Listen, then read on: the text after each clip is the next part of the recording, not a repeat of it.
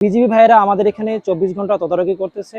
আমরা গতবারের ন্যায় এবারে পূজা উদযাপনে আরও উৎসাহিত হয়েছি।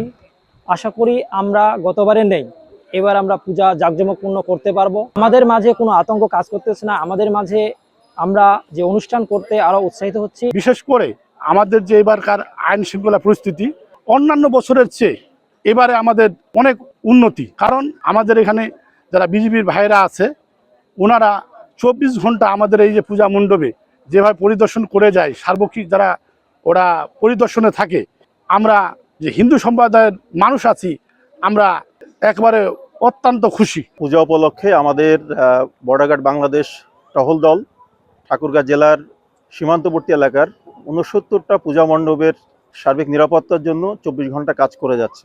বর্ডার গার্ড বাংলাদেশ সীমান্তের নিরাপত্তা এবং আস্থার প্রতীক হিসাবে সীমান্তের মানুষের সার্বিক নিরাপত্তার জন্য আমাদের সদস্যগণ সবার পাশে আছে এবং সার্বিক নিরাপত্তার জন্য সবসময় কাজ করে যাচ্ছে।